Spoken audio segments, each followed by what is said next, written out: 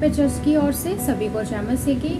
आज हम देखेंगे लूका उसका अध्याय 20 उसका 45 वचन से देखेंगे हम।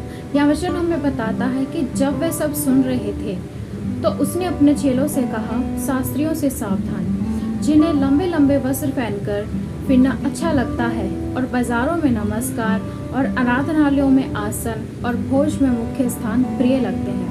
वे विधवाओं के घर को खा जाते हैं और दिखावे के लिए लंबे समय तक प्रार्थना करते हैं। वे बहुत ही दंड के योग्य होंगे। यह वचन हमें बताता है कि हमें किस तरह के लोगों से सावधान रहना है।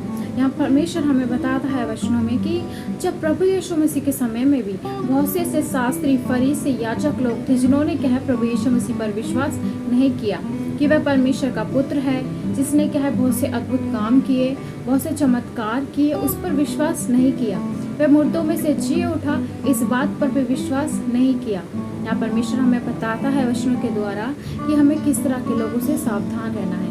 आज हम देखें हमारे आसपास भी बहुत से ऐसे लोग हो सकते हैं जो हमें वचनों से, परमेश्वर की ओर से भटका देते हैं। परमेश्वर के वचनों से हमें पता चलता है कि हमें किस तरह के लोगों से सावधान रहना है।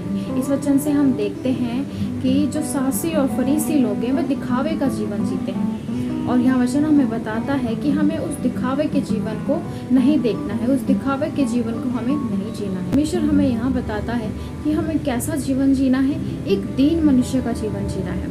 जैसे कि हम देखते हैं प्रभु यीशु मसीह एक राजा होकर भी वो इस धरती पर जब आए, एक दीन मनुष्य के समान वो क्या है हमारे बीच में रहे। वे राजा होकर भी ना तो अच्छा खाना खाते थे और ना ही अच्छी वस्त्र पहनते थे, वरन फिर भी लोगों ने उन्हें क्या है राजा के समान स्वीकार किया। वरन ऐसे जो बहुत से बड़े बड़े लोग थे, जैसे शास्त्री, फरीसी लोग थे, जिन लोगों ने क्या प्रभु यीशु मसीह पर विश्वास नहीं किया।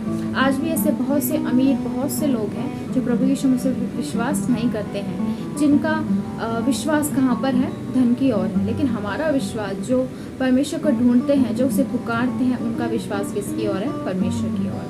हमें एक दीन मनुष्य के समान बनना है, अपने विश्वास को थामे रहना है, अंत तक हमें इन वचनों के द्वारा अपने विश्वास में चलते रहना है, और ऐसे लोगों से हमें सावधान रहना है जो हमें भटकाते हैं, वचनों के द्वारा हमें भटकाते हैं। ऐसे लोगों से हमें सावधान रहना है और इन वचनों के द्वारा अपनी समझ को, अपनी सीख को हमें और बढ़ाना है। परमेश्वर में विश्वास और अपनी दृढ़ता को थामे रहें। यह वचन आप सभी को आशीष करें। आज के दिन में सभी को जान सीखें।